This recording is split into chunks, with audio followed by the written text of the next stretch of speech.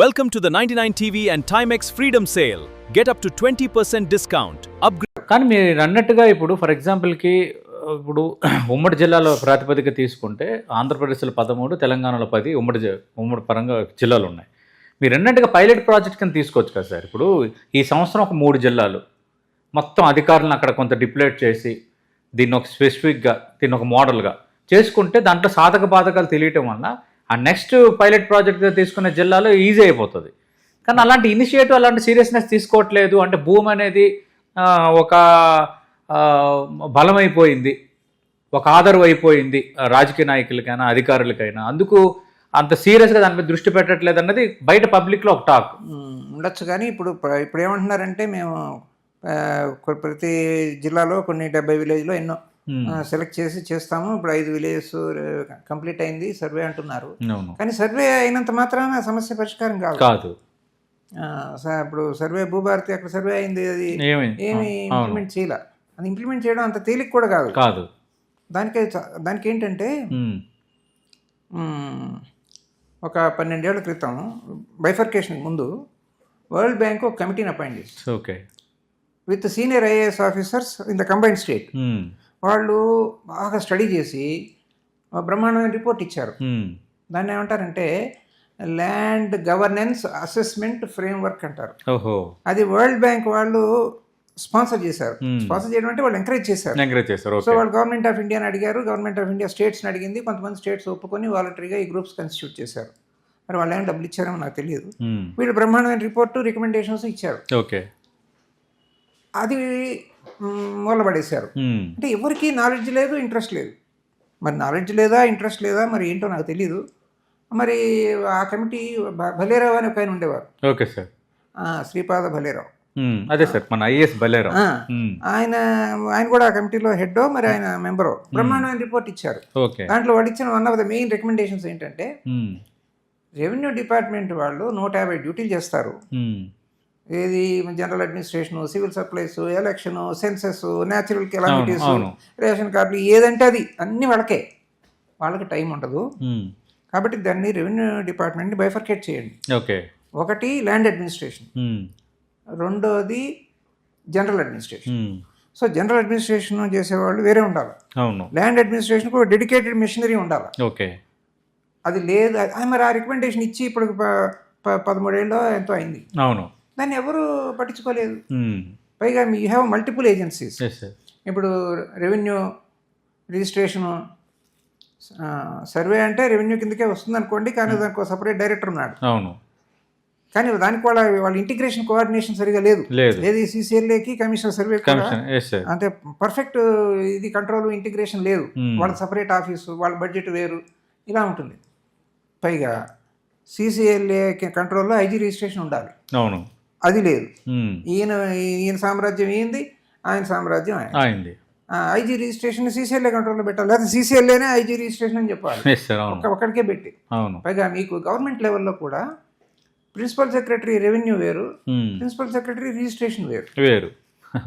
అంటే అక్కడ కూడా కోఆర్డినేషన్ లేదు. అంటే ఎవరి సామ్రాజ్యం వాడదే. అసలు ఒకరితో ఒకరు మాట్లాడుకోరు. ఇంక వీళ్ళు కాకుండా మున్సిపల్ అడ్మినిస్ట్రేషన్, ఈ director of town and country planning, ఈ అర్బన్ డెవలప్మెంట్ అథారిటీస్, ఇవన్నీ దేనికదే ఉన్నాయి. వాళ్ళ సామ్రాజ్యం వేరు. అసలు ఇవన్నీ ఇప్పుడు ఈ ఇష్యూస్ అన్ని వస్తున్నప్పుడు మీరు అన్నట్టుగా ఇవన్నీ కలిపి ఒక గొడుగు కిందకు ఉండాలి. అదే కదండి మా బాస్ అగర్వాల్ గారు చెప్పింది అదే. భూభారతి యాక్ట్ కింద ఒక ల్యాండ్ అథారిటీ ఉండాలని చెప్పారు. అంటే ఆంధ్రాలో కూడా అటెంప్ట్ చేసింది, అలాంటి చట్టమే అటెంప్ట్ చేశారు. ఒక గుడి కింద అని. ఒక గుడి కింద అంటే ఇప్పుడు వీళ్ళ సీనియారిటీలు, వీళ్ళ ప్రమోషన్లు, వీళ్ళకి రావాల్సిన లంచాలు, వీళ్ళ అధికారాలు, ఇవన్నీ ఎవరు పోగొట్టుకోరు. అందుకని ఒక ఇంటిగ్రేషన్ అనే దానికి ఎవరు ఒప్పుకోరు. అదే సార్, అది వచ్చిన సమస్య. సార్ ఫైనల్గా ఈ 22A బాధితులకి ఏం చెప్తారు సార్? వాళ్ళు ఎందుకంటే ఇప్పుడు చాలా ఇష్యూస్ రేజ్ చేస్తున్నారు. నేను ఇందాక ప్రస్తావించిన అంశాలతో పాటు కూడా తర్వాత HMDA, తర్వాత హౌసింగ్ బోర్డు, ఈ భూములు కూడా అంటే ప్రభుత్వ వ్యవస్థలో వేలం వేసిన భూములను కూడా ఇప్పుడు 22Aలో పెట్టారు. మేము ఎక్కడికి పోవాలన్నది వాళ్ళు అడుగుతున్నది. మరి ఇంకా గవర్నమెంట్నే అడగాలండి, మాకు తక్షణంగా రిలీఫ్ ఇవ్వండి అని. ఇప్పుడు మీలాంటి వాళ్ళు బాగా హైలైట్ చేస్తున్నారు. మరి గవర్నమెంటు మనకి సరే, మరి మిగతా విషయాలు, మా వ్యవహారాలు నాకు తెలియదు, కానీ గవర్నమెంట్ కూడా ఏంటంటే మన ప్రజలకు మనం చేయకపోతే చెడ్డ పేరు వస్తుంది అనేది ఆ స్పృహ వాళ్ళకు కూడా ఉంటుంది అనుకుంటున్నాను నేను. ఒక ఏ సీఎం అయినా, ఏ రెవెన్యూ మినిస్టర్ అయినా, ఎవరికైనా ఇంత రచ్చ అవుతుంది, ఇంతమంది సఫర్ అవుతున్నారు, మనం ఏదో ఒకటి చేయాలి అని వాళ్ళకి కూడా ఉంటుందని నేను అనుకుంటున్నా. మరి అలాంటప్పుడు వీళ్ళు ఆఫీసర్లు ఉంటారు కదా, వాళ్ళు అప్పుడు ఆఫీసర్లే కాకుండా ఈ CCLA, principal secretary revenue, IG registration ఇట్లాంటి ఆఫీసర్లే, డైరెక్టర్ సర్వే సెటిల్మెంట్స్, వీళ్ళు కాకుండా వాళ్ళకి అడ్వైజర్లు కూడా ఉన్నారు. మరి అడ్వైజర్లు వాళ్ళు ఏం నాలెడ్జ్ ఉండి పెట్టుకున్నారో, ఈ ఫీల్డ్లో నాలెడ్జ్ ఉందో లేదో నాకు తెలియదు.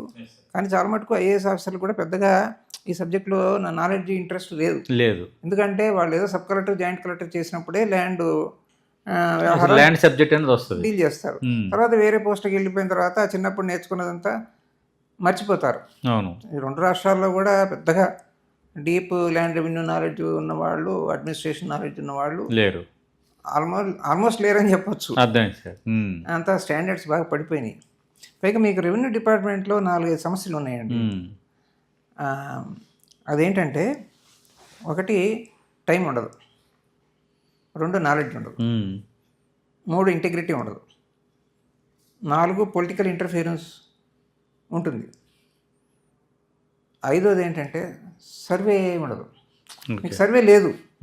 సర్వే లేనప్పుడు ఒక సర్వే నెంబర్లో ఒక పార్ట్, సపోజ్ ఒక సర్వే నెంబరు పట్టా ల్యాండ్, దాంట్లో మనం ఒక కాలువ తవ్వాం, ల్యాండ్ అక్విజిషన్ చేసాం. ఆ కాలువ వరకు మనకి గవర్నమెంట్ ల్యాండ్, మిగతాది పట్టా ల్యాండ్. దాన్ని 1, 2, 3 అని 3 భాగాలు చేయాలి కదా. ఆ సర్వే రికార్డు ఉండాలి కదా. దాన్ని ఎక్కడో పడేసి ఉంటారు ఆ ల్యాండ్ అక్విజిషన్ రికార్డ్ని. అది మీ రెగ్యులర్ రికార్డ్స్లో ఇన్కార్పొరేట్ అవ్వాలా. ఇప్పుడు ఏం చేస్తాడు వాడు, ఎవరైనా సరే మనకెందుకు వచ్చిన రిస్క్ అని మొత్తం నోటిఫై చేస్తారు.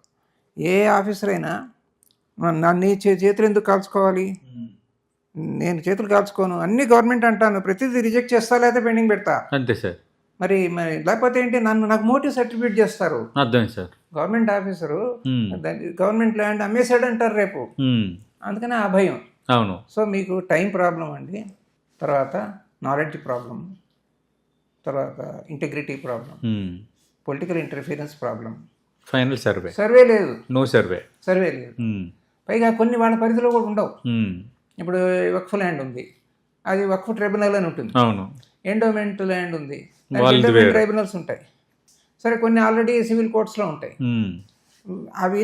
ఇవన్నీ లేకుండా ఉన్నాయి, వీళ్ళు చేయొచ్చు కానీ మరి ఇదిగో ఇన్ని సమస్యలు ఉన్నాయి. అర్థమైంది సార్. అది రైట్. థ్యాంక్ యూ సుబ్బారావు గారు. ఖచ్చితంగా చాలా విలువైన సజెషన్స్ చేశారు, కానీ మరి ప్రభుత్వాలు వీటిని పాటించాలి. ఎందుకంటే మీరు చెప్తుంటే అంత షాకింగ్గా ఉంది. 80 ఏళ్ళ నుంచి స్పెసిఫిక్గా తెలంగాణలో ఒక సర్వే రికార్డ్ లేదంటే ఇప్పటికీ కూడా కళ్ళు ఎందుకు తెరవలేదు? మధ్యలో భూభారత్ అన్నారు, ధరణి అన్నారు, అయినా కూడా ఈ సమస్యలు ఎందుకు? ఈ 22A అనే ఇష్యూ ఇంత పెద్దదవ్వటం, ప్రభుత్వాలు అనుకున్న రీతిలో అడ్రస్ చేయకపోవటం అనేది నిజంగా ఇది పెయిన్ఫుల్లే.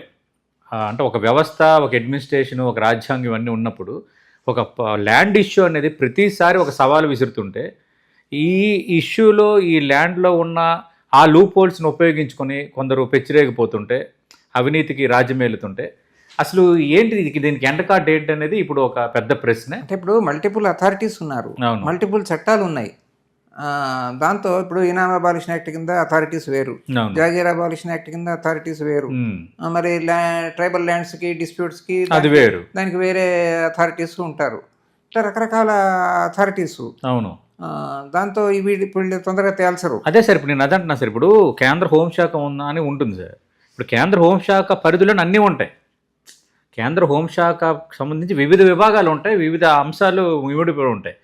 అలాగే ఇప్పుడు నేనేమంటానంటే కేంద్ర భూశాఖ ఒకటి పెట్టాలేమో, లేదంటే డిపార్ట్మెంట్ మీరు అన్నట్టుగా అన్నారు కదా, ఇప్పుడు ల్యాండ్ అడ్మినిస్ట్రేషన్ అని ఒకటి పెట్టి దాని కింద విభాగాలు చేర్పించి అది ఒక ఒడి కిందకి తెస్తే సమస్య పరిష్కారం దొరుకుతుంది.